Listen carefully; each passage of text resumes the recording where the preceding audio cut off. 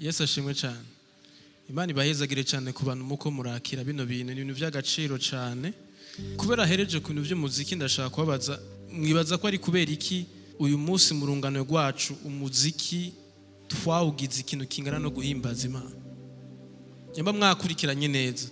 Worship si umuziki. Muga kubera iki uyu munsi tuvuze worship twumva umuziki. Kubera iki abanyamuziki bose baririmba indirimbo mpimbaza Imana bose biyita ngo aba worshiper Claude, worshiper Prida. Ngigi kosa rya mbere twakoze. Kubera iki? Kubera ko nasanze biroroshe kuririmba ubuzima bw'Imana gusumba kubaho ubuzima bw'Imana. Biroroshe kuririmba urukundo gusumba kubaho urukundo rw'Imana.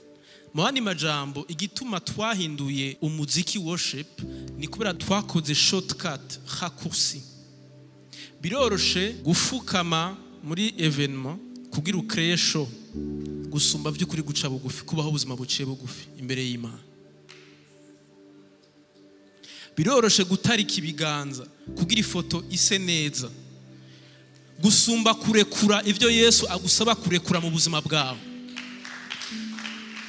Nuko muratahura igituma dukreya show mu maso y'Imana gusumba kubaho ubuzima bwo bwa worship. Iki gituma rero ibikorane biko biraba no kugira ngo iki nico gihe cyose ikanguro rigomba kuza Imana irestaura ukuri kwayo dans chaque génération kugira tuve muri théâtre tubeho ubuzima Imana yifuza ko tubaho. Ni kangahe abaririmbyi baza ngaha bakaririmba urukundo rw'Imana kandi bankana bose ngaha imbere bagiye mu masengesho zomva ngujya ngo yarangize gutya ujya yaranse kuma microphone ngujya ngo yarateye indirimbo yiwanje ko nagomba ndayitere. Ubwo buntu nibwo birigwamwo mugabo bagera ngaho imbere yacu bagatarika ibiganza bakaririmba urukundo rw'Imana batigeze bamenya bakaririmba Yesu batigeze kumenya pastor akavuga Kristo atigeze abona. Ico gihe kiragahera mu izina rya Yesu. Iki nico gihe cyuko turirimba Yesu tuzi. Iki nico gihe yuko tutaza ngaha kubesha abantu tubereka ibintu tudasanzwe tubayeho. Ntimugire ubwoba. Imana isanzwe iri hejuru ya byose. Ntikeneye wewe kwishira hejuru. Ijambo ry'Imana rivuga gute? Abi Filipi gice cya 2 ngo yahawe izina riri hejuru yandi mazina ntushobora kumushira hejuru ahasumba hasanzwe ari.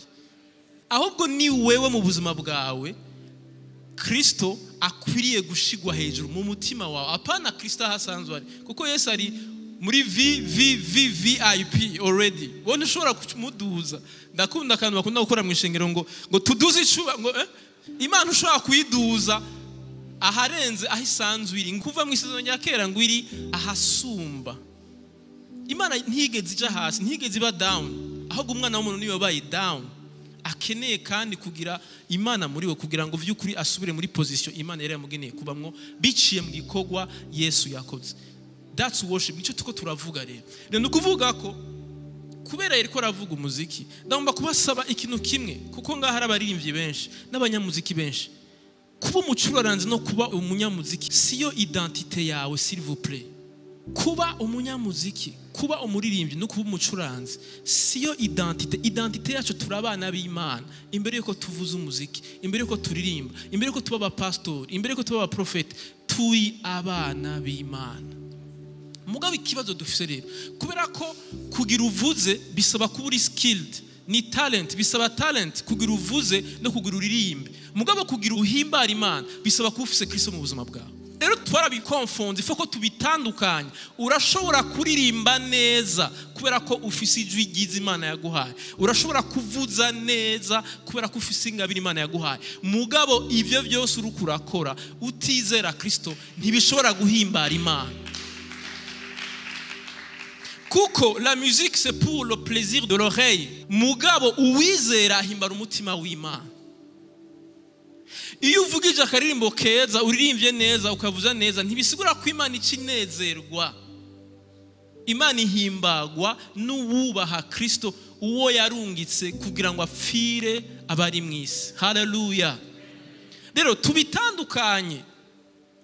Kuba abanyamuziki tukibwira ngo turaba worshipers ico kintu kive mu mitima yanyu. Hagera hano ye mutangura kwibwira muti mbega Kristo ndamuzi mbega narigeze kumenya Kristo mu buzima bwanje. Iyi generation irafise ibibazo bikomeye kuko urashobora kuva muri Sunday school gushika ubu ukuze ukaba utarigera umenya Yesu Kristo mu buzima bwawe. nico gituma twakoze kino gikorana kugira ngo uhure n'umwami wacu Yesu Kristo umumenye ine jamais tard umenye ico yakoze ku bwawe niho uzoririmba neza niho uzovuza neza niho uzokora ivyo byose ushaka gukora ukabikora uzi ico Kristo yakoze mu buzima bwawe rero ayo ma shortcut tuyavemo tureke gucreate show ariko tubeho ubuzima bwo guhimbara Imana rero reka badusomere Yohana 4:23 tubabwiza uko bwanditswe na Yohana gice ca 4 murongo wa 23 na 24 ubutangura hejuru gato 22 mwebwe musenga ico mutazi mugabo mu gifaransa avuga vous adorez ce que vous ne connaissez pas siko you worship ikintu utazi tweho dusenga ico tuzi kuko agakiza gaturuka mu bayuda ariko igihe kiza kandi kirashitse niho abasenga bukuri aba worshipinga mukuri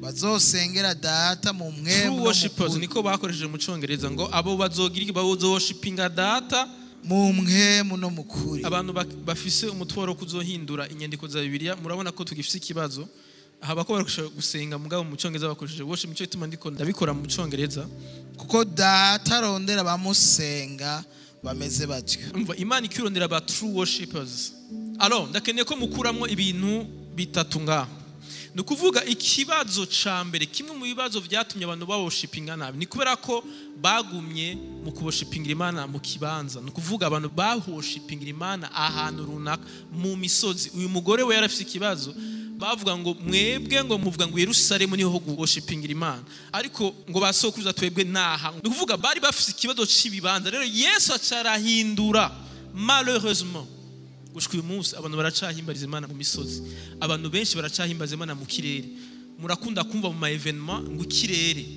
ahantu hari rezo ntiduhimbariza Imana mu kirere duhimbariza Imana mu kuri no hehe ibintu mubifate neza kubera ko ni ngorane worship ntibera mu kibanza worship ibera ahantu habiri Yesu yarabihinduye haciye imyaka 2000 mugabo abantu gushika uyu munsi ntibarabikapta gushika umunsi abantu baracafata imodoka bakagenda mu misozi y'Uganda bagiye guhura n'Imana kubera gushika uyu munsi ntibaratahura ko Yesu yarabihinduye s'il vous plaît mugabo bikurahe ico gihe babikurahe ni kubera ko umuntu wa mbere tubona bavuga ko worship ni umugabo yitwa Aburahamu mu gice ca 22 ndazi ko benshi muri mwe muraza amakuru ya Aburahamu igihe Aburahamu aja gutanga umwana wiwe w'ikinege bakoresha ijambo worship niho hantu hambere muri Bibiliya bakoresha ijambo worship niho turibona ubwa mbere ndabibarize mbega igihe Aburahamu agenda ku worshiping Imana ku musozi Moriya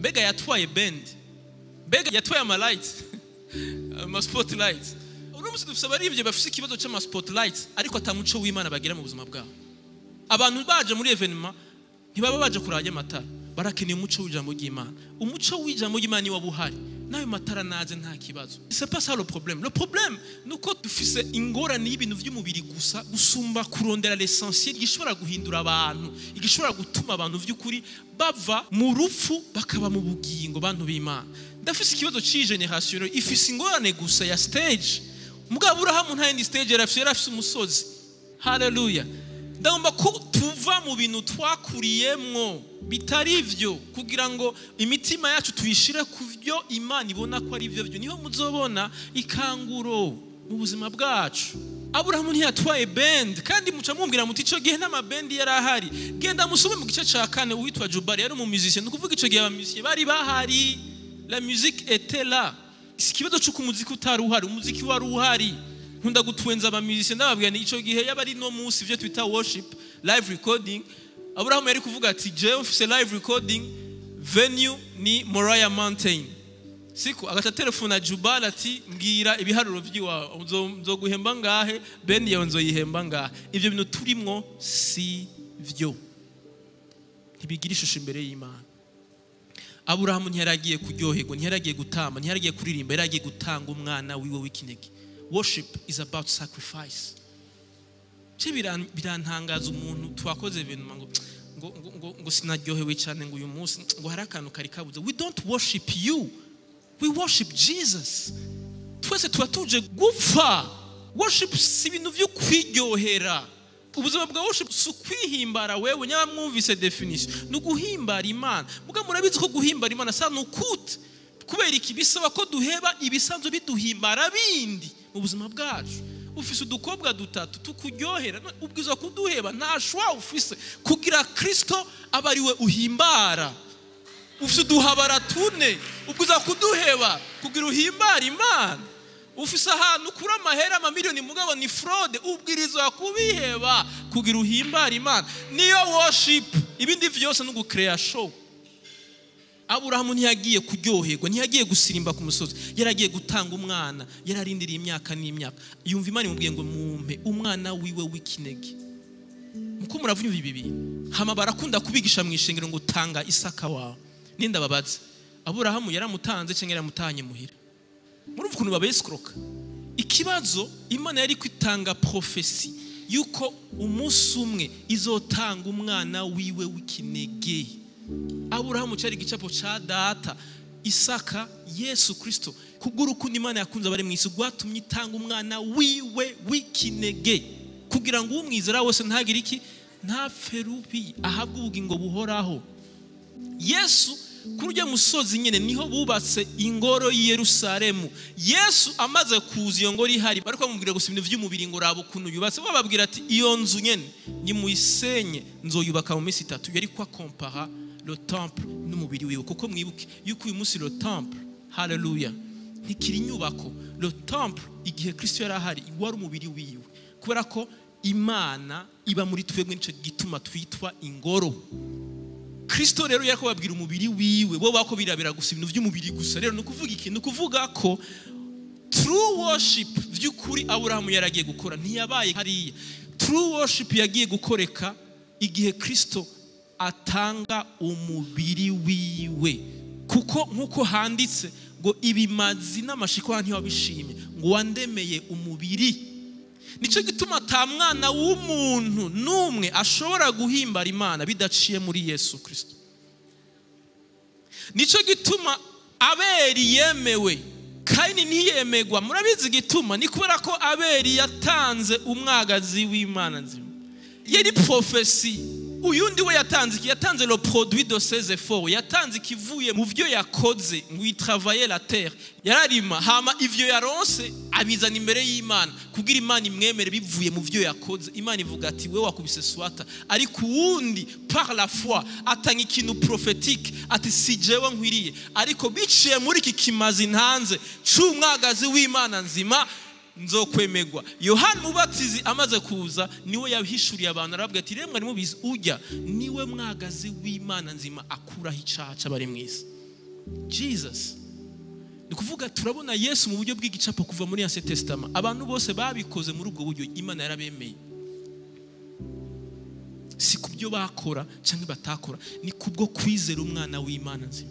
Rero nikuvuga ikintu cambere Yesu ngakora basigurira ngo abazohimbara Imana mu kuri no mu mpemu niba Imana ikeneye ninda babaza ikibazo kimwe ni gute umuntu ataravuka ubwa kabiri ashobora vy'ukuri guhimbaza Imana mu mpemu ntibikunda bisaba umuntu yavutse ubwa kabiri kugira ngo ashobore kuworshipinga Imana.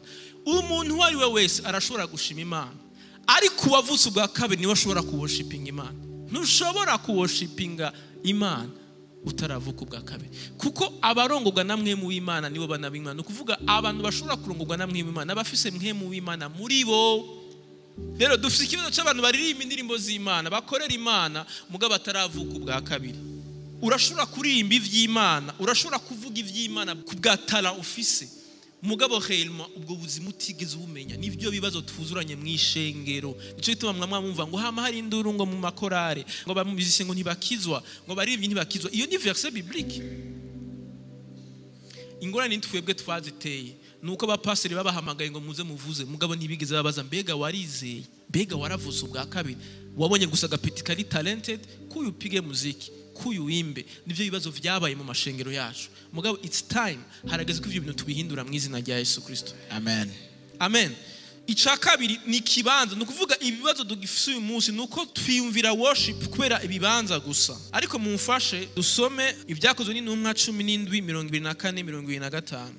Imana rurema yaremye isi n'ibirimo vyose iyo kuko ariyo mwami w'ijuru n'isi ntiba mu nsengero zubatswe n'amaboko. mwumvise gushika uyu munsi iki kintu n'abantu bake bagifise muri bo twakuze batubwira ko Imana ibanga aha twicaye bahita ngo ni Zababu kumazamu gicaniro aha nahera ha Imana iyo bavyukura arahera najya amanyanga abantu bakora bakaza bakaririmba bakavuga ubutumwa baba bakoroka ngo ariko ngo mbere ko turirimba ngo turahamagara dushe y'amaraso ya Yesu. Bantu Imana ntibanga aha turashobora kuhasohoka bakaba boîte de nuit. Dieu ne vit pas ici. Ntimuzi yuko imibiri yanyu ariyo ngoro ya mpwemu yera. Imana iba muri twebwe abizeye Kristo. Imana ikiba mu mabatima. Ingoro yari imwe by the way. Sizuko muvyibuka. Ayandi manuza bayita amasinagoge. Ingoro yamye ari imwe. Nta ngoro nyinshi zabaho. Aha reka tuvuge ngako turi mu sinagoge. Hari amasinagoge menshi. Yesu ashimwe cyane. Mwico tuvuga ingoro, umuntu wese yizeye Kristo akaronka ingabire yamwe mu w'Imana acika ingoro y'Imana. Mu yandi majambo rero, nyamba Imana ihimbarizwa hera. None mwumva Imana ihimbarizwa he?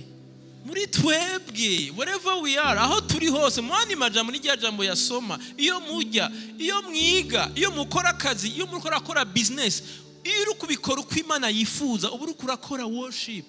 Si bingavi kuza kuririmba. Non, kuririmba c'est un moyen d'exprimer. Mwavyumvise? Mais tu ne peux pas exprimer ikintu kidahari. Kuririmba no gucuranga n'uburyo bwo kwexprima. Alors bwa buzima bwacu bwa worship birakunda ko dushobora kuvye-exprima biciye mu kuririmba no mu gucuraranga. Mugabo sibwo buryo bwo guhimbaza Imana gusa. Oya, ahubwo mu byo dukora vyose iyo tubikora turuko duhimbana, iyo tubikora uko Imana yabitegetse, uko Imana yabigenjeje bivuye mu gikorwa mpemu Imana akora muri twebwe, iyo cika worship imbere y'Imana. Kandi ntikoregwa n'amaboko y'abantu.